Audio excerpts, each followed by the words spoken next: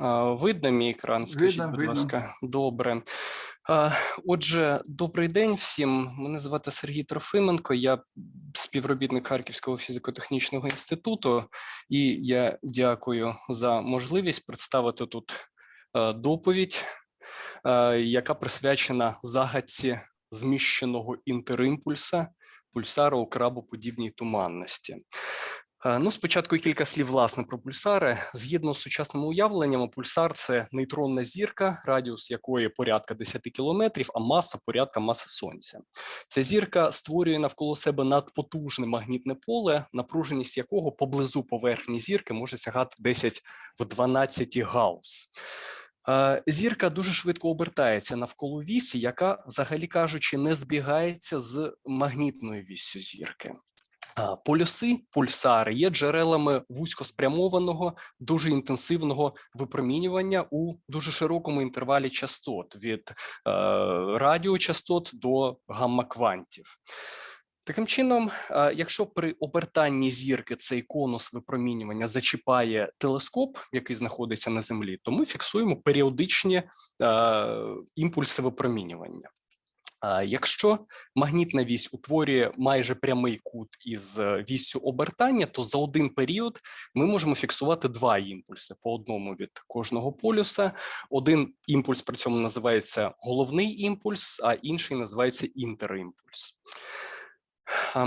Простір навколо пульсара можна розбити на дві частини. Перша частина знаходиться всередині так званого світлового конуса, вісь якого збігається з віссю обертання зірки. В цій області магнітне поле встигає обертатися разом з зіркою, і силові лінії магнітного поля тут замкнені. Якщо ж силова лінія магнітного поля виходить із зірки десь поблизу магнітної вісі, то ця силова лінія буде перетинати світловий конус і виходити в другу область простору, де поле вже не встигає обертатися разом з зіркою. Такі силові лінії називаються відкритими силовими лініями. Ну, власне, які ж процеси поблизу магнітних полюсів призводять до виникнення випромінювання, яке ми спостерігаємо? Внаслідок швидкого обертання сильно намагніченої зірки навколо неї виникає сильне електричне поле. В області відкритих силових ліній, яка відома як полярна шапка, у цього електричного поля є суттєва компонента паралельна до магнітного поля. Із поверхні полярної шапки вилітає, наприклад, внаслідок термоемісії, велика кількість електронів. Ці електрони підхоплюються цим електричним полем і прискорюються до енергії порядка 10 ТeV. Рухаючись вздовж викривлених силових ліній магнітного поля, ці електрони випромінюють так зване випромінювання кривини, яке є подібним до синхротронного випромінювання.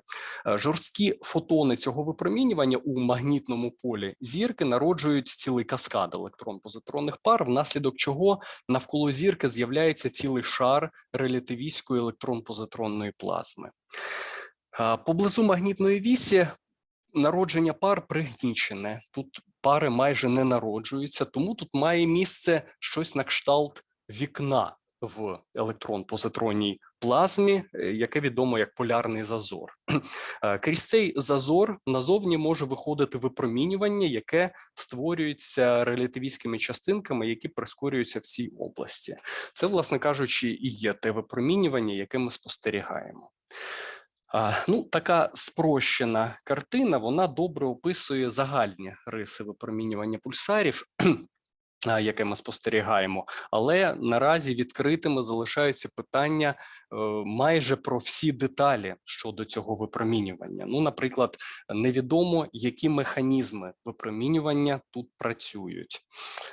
Можливо, це декілька, напевне, мабуть, це багато різних механізмів випромінювання. По-друге, невідомо, в яких конкретно областях простору навколо зірки це випромінювання створюється.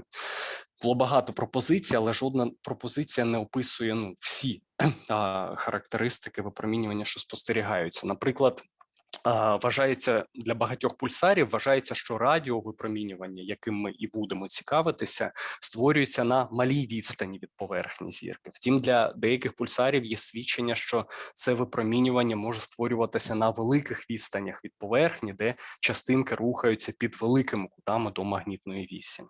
Таким чином, наразі пропозиції щодо нових механізмів випромінювання, які можуть реалізовуватися у пульсарах, є актуальними. І один з таких механізмів ми пропонуємо і досліджуємо в рамках даної роботи.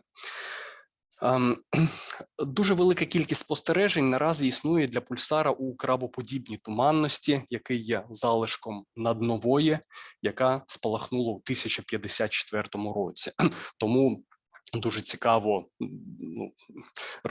досліджувати механізми випромінювання саме для цього пульсара. На графіку представлена залежність інтенсивності випромінювання цього пульсара від часу протягом одного періоду його обертання при різних частотах спостереження від метрових радіохвиль до майже гамма-квантів. При не дуже великих радіочастотах ми бачимо чіткий імпульс і чіткий інтерімпульс. При збільшенні частоти інтерімпульс зникає. При подальшому збільшенні частоти цей інтерімпульс знову з'являється, але... Що таке інтерімпульс, ви не сказали?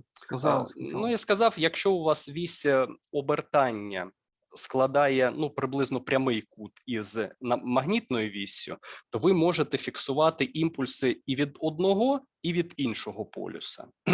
Один імпульс від одного полюса називається головний імпульс, імпульс від другого полюса називається інтерімпульс. Це знову ж таки дещо спрощена картина, іноді буває по-іншому, але ми будемо дотримуватися такої термінології. Отже, при певній частоті інтерімпульс знову з'являється, але він тут має фазовий сув приблизно на 7 градусів. Разом з ним з'являються іще так звані високочастотні компоненти. При подальшому збільшенні частоти цей зміщений інтерімпульс знову зникає, і при дуже високих частотах інтерімпульс з'являється знову у своєму початковому положенні. Хочу зазначити, що між цими двома вимірюваннями є дуже великий проміжок по частоті, тому ми реально не знаємо, при якій частоті зміщений інтерімпульс зникає.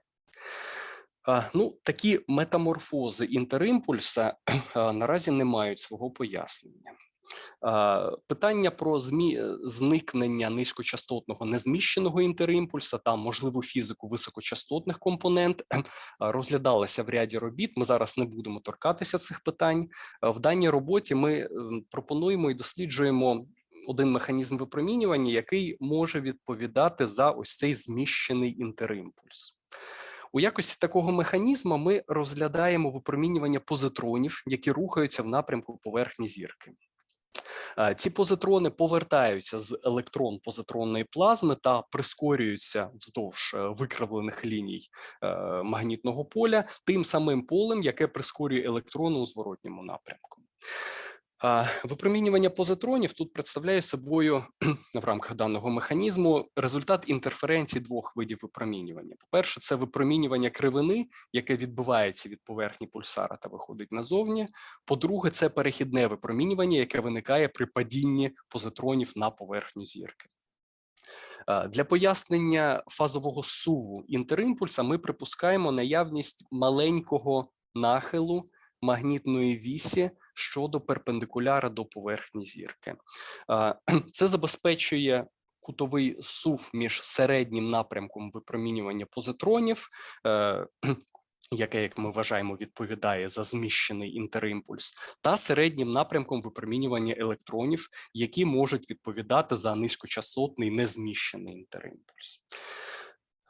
Далі ми досліджуємо цей механізм випромінювання і показуємо, що окрім фазового суву, цей механізм може пояснити появу зміщеного інтерімпульса при певній мінімальній частоті та його зникнення при певній максимальній частоті, що і спостерігається.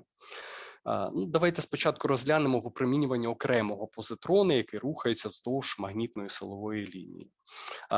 Ультрарелятивістська частинка випромінює майже вздовж своєї швидкості.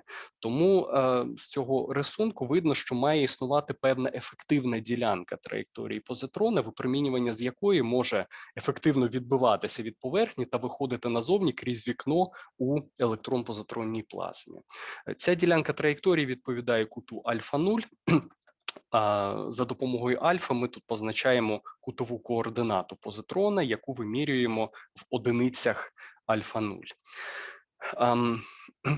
Електричне поле, яке прискорює позитрон, ми обираємо у такій спрощеній комбінованій моделі, яка схематично зображена на малюнку.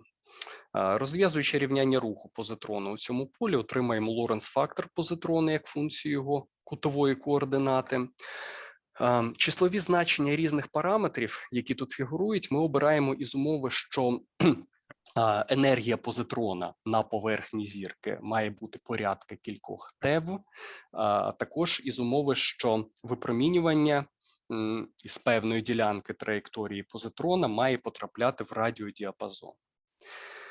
Власне, спектральну кутову густину випромінювання позитрона ми обчислюємо в рамках методу зображень. В рамках цього методу випромінювання кривини, яке відбивається від поверхні, це є просто випромінювання кривини зображення позитрона, яке рухається за дзеркально-симетричною траєкторією. Перехідне випромінювання, яке виникає при падінні позитрона на поверхню, це є гальмівне випромінювання, яке виникає при миттєвій зупинці зображення на поверхні зірки. Для сумарного випромінювання отримаємо такий вираз, який призводить до наступного вигляду спектру випромінювання, який реєструється під певним кутом псі щодо магнітної вісі. Ми бачимо, що цей спектр має яскраво виражений максимум, тому наближено ми можемо вважати, що випромінювання в даному напрямку є монохроматичним і має частоту, яка відповідає максимуму цього спектра.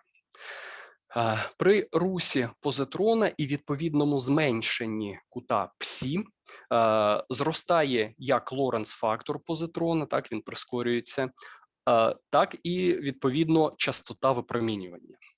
Таким чином, в рамках даної моделі частота, при якій з'являється зміщений інтерімпульс, це є просто частота випромінювання, яка відповідає випромінювання, яке починає ефективно відбиватися від поверхні та виходити назовні крізь вікно у електрон-позитронній плазмі. Варто зазначити, що для пояснення появи зміщеного інтерімпульса при певній мінімальній частоті важливим є факт, що позитрон, який падає на поверхню, є напівголим. Що має це на увазі? Давайте на секунду відволічемося від пульсара і просто розглянемо розсіювання релятивістської зарядженої частинки на великий кут. В ряді робіт було показано, що після розсіювання еволюція електромагнітного поля виглядає так, що кулонівське поле частинки ніби зривається з неї і розповсюджується у початковому напрямку, а розсіяна частинка, яка рухається в новому напрямку, протягом тривалого проміжку часу не має повноцінного кулонівського поля навколо себе і лише поступово його нарощує. Частинка з таким неповним полем була названа напівголою частинкою. Якщо ми розмістимо якусь мішень, наприклад, провідний екран у кінцевому напрямку руху частинки, то при падінні частинки на цей екран виникне перехідне випромінювання. І як було показано в ряді робіт, завдяки напівголому стану частинки це випромінювання буде дуже сильно пригнічене порівняно з випадком, якщо б на мішень падала частинка з повноцінним кулонівським полем. Аналогічна ситуація якраз має місце у пульсарі, для позитронів у пульсарі. Рухаючись вздовж викривленої силової лінії магнітного поля, позитрон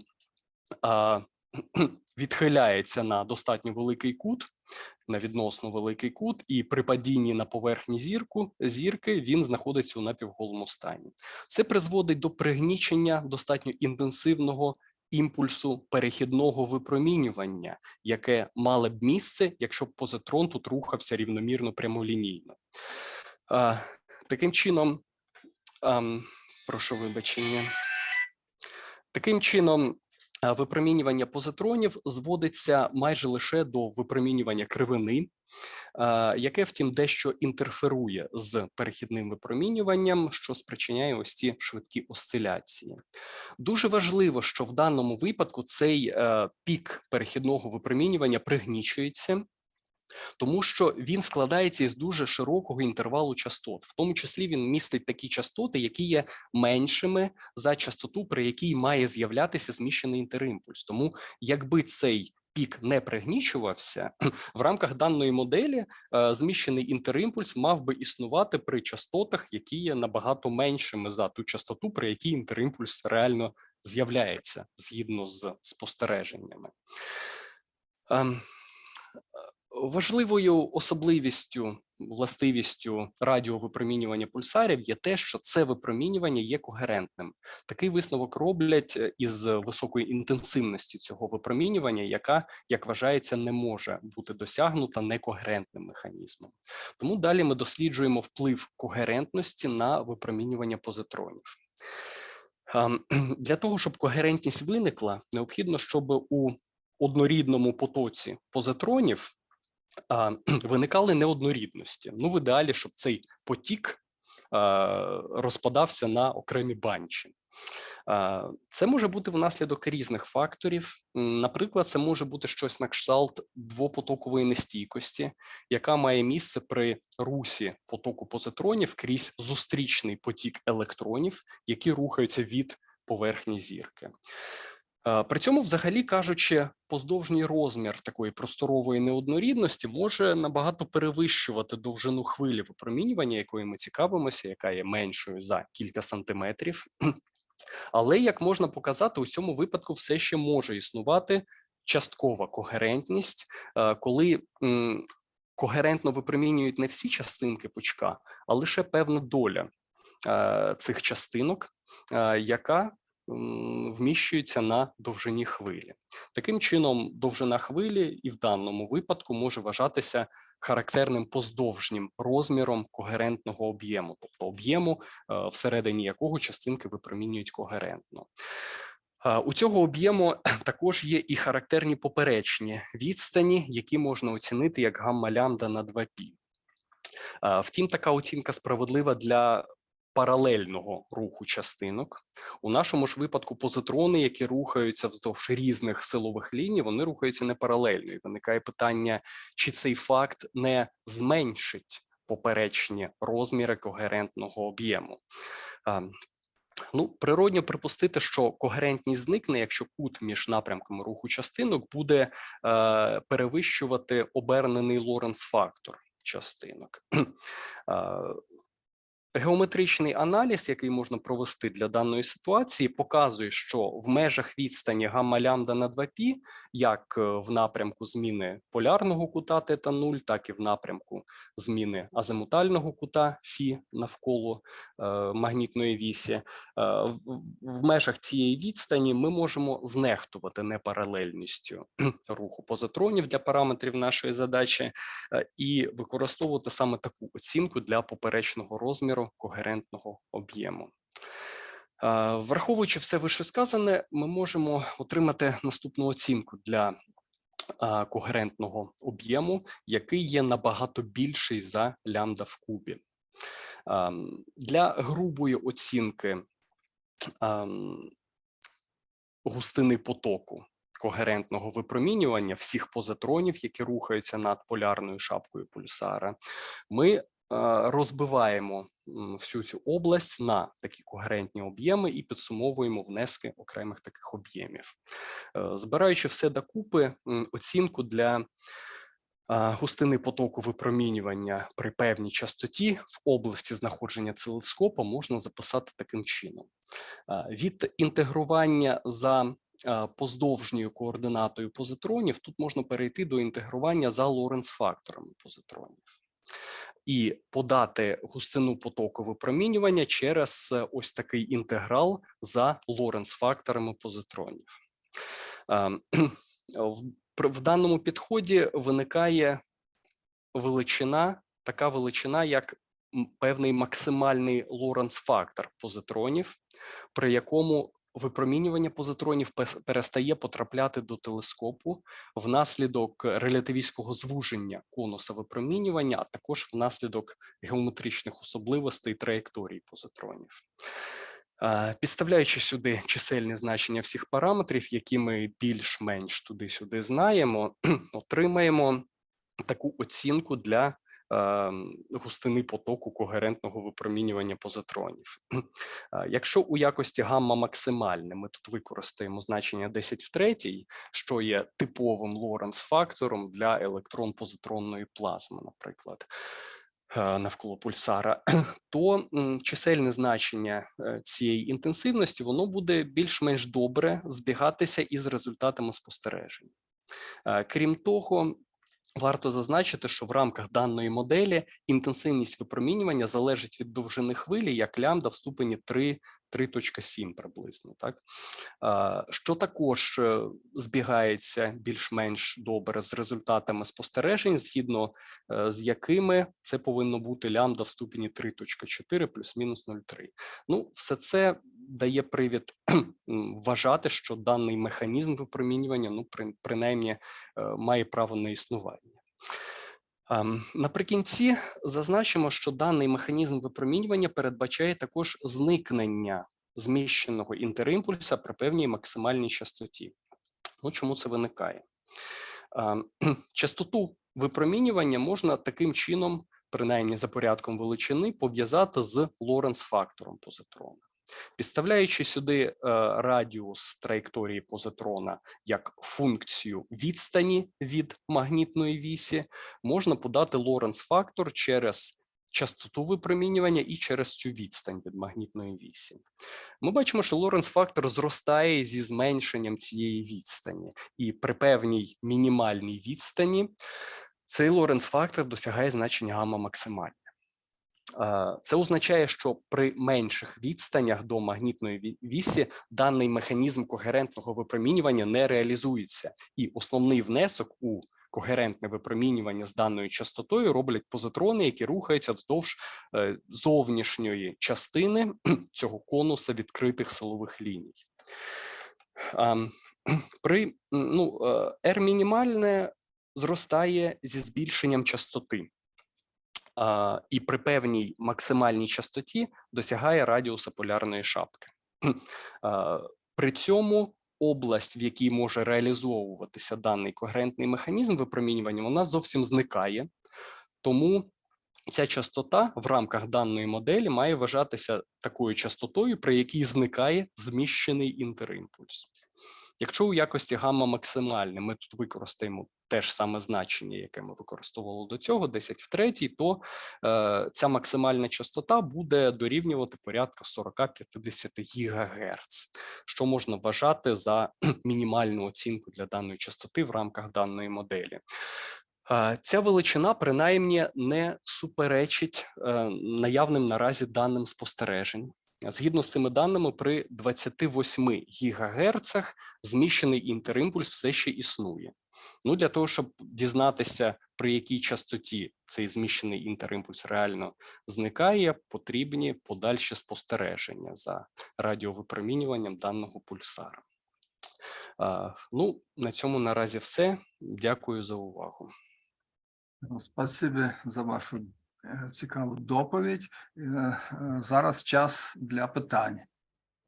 Хто має питання? У мене є питання, Валерій Павлович. Можна? Да. Як ви принципово розрізняєте імпульс і інтерімпульс? Вони існують в різних просто полюсах магнітних, так? Значить, якась повинна бути зарядова асиметрія, яка їх розрізняє, чи що? Ні, ну протягом одного періоду ви фіксуєте два сплески випромінювання. Один із цих сплесків ви називаєте імпульс, один називаєте інтерімпульс. От саме які з них ви називаєте імпульсами, які інтерімпульси? Ну, це питання конвенції.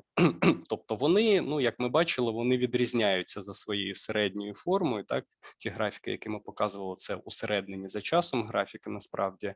Тому, якщо ви якийсь імпульс назвали імпульсом, то далі ви можете вже для наступних періодів обертання, так, розрізняти їх. Тобто, ну, це питання конвенції. Взагалі, ну, наразі немає ніякої теорії пульсара, яка б передбачала якусь асиметрію між цими полюсами. Тому і не зовсім зрозуміло, чому по-різному ведуть себе імпульс та інтерімпульс. Ну, можливо, це пов'язано з тим, що випромінювання створюється не на дуже малій відстані, а на достатньо великій відстані від поверхні пульсара, і де там вже умови можуть дещо відрізнятися. Ну, це досі не зрозуміло. Ні, але у вас повинна бути якась принципова різниця, чому вони по-різному себе ведуть. Якщо там повна зарядова симетрія, так? То... Так, я ще кажу, що наразі немає відповіді на те питання, чому імпульс і інтерімпульс ведуть себе по-різному. Наразі немає відповіді на питання, якими механізмами випромінювання взагалі пояснюються. Є багато пропозицій, але ну, всі ці пропозиції, вони якусь одну особливість пояснюють, іншу особливість не пояснюють. Тому це відкрите питання, так. Тобто, але ви намагалися якось пролити світло на нього, я так розумію, так? Ну, ми намагалися запропонувати новий механізм, який, на нашу думку, повинен реалізовуватися в пульсарі, так?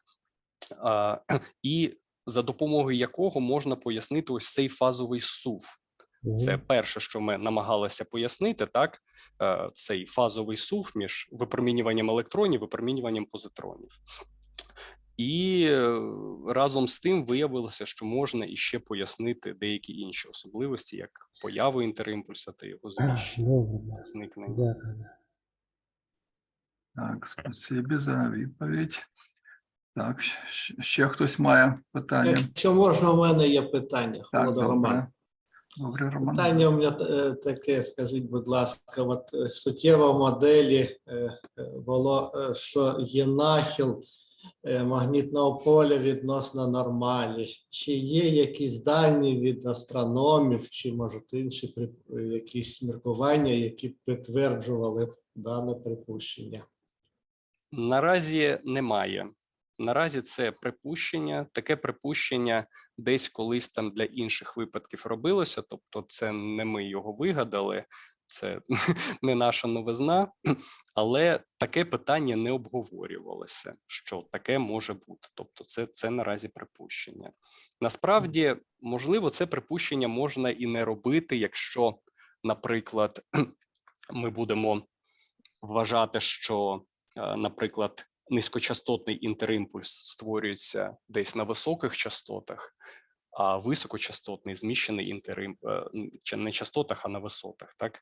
А цей зміщений інтерімпульс на низьких висотах, тобто зміщення по фазі буде внаслідок того, що на різних висотах створюються ці імпульси. Тоді можна і не робити цього припущення. Але все одно в цьому випадку ви не отримаєте кутове зміщення між середніми напрямками випромінювання. Ми саме хотіли отримати кутове зміщення між середніми напрямками випромінювання.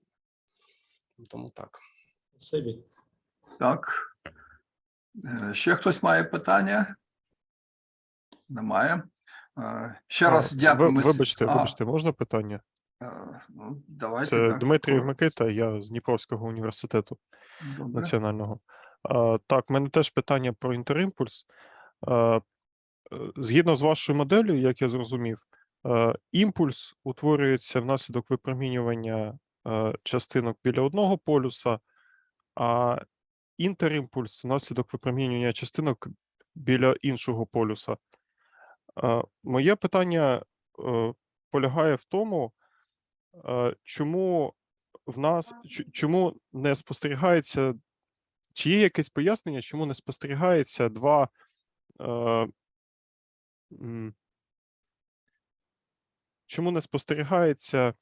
два однакових імпульси? Ні, вибачте. Чому вони не однакові? Не просто чому вони не однакові, а чому, крім того, що спостерігається зміщений інтерімпульс, не спостерігається поряд із ним нормальний? Чи є якесь пояснення? Ну, це якраз про питання, чому зникає цей нормальний імпульс, так? Ми бачимо, що насправді при певній частоті у вас зникає нормальний інтерімпульс, а при більшій частоті у вас іще зникає головний Ага. імпульс, тобто всі вони зникають. Ага. Це, я ж кажу, відкрите питання, чому вони зникають. Є там робота, Віктора Мусійовича Конторовича була одна робота, де він розглядав це питання, і питання, чому вони при різних частотах зникають. Тобто це окреме питання, яке там не пов'язано з виникненням цього зміщеного інтерімпульсу. Можливо, і пов'язане. Але це таке, початок, можливо, цього дослідження, тобто відповіді на це немає. Ми наразі, не пов'язуємо ці задачі, тобто зникнення низькочастотного і виникнення високочастотного, тобто ми розглядаємо їх окремо. Як це можна аргументувати? Тому що властивості цього зміщеного інтерімпульсу, різні фізичні властивості, вони помітно відрізняються від властивостей цього незміщеного інтерімпульсу, тому їх так якось дуже окремо зазвичай розглядають. Ще раз спасибі. Ми вже Дякую. використали час на дану доповідь. І наступну доповідь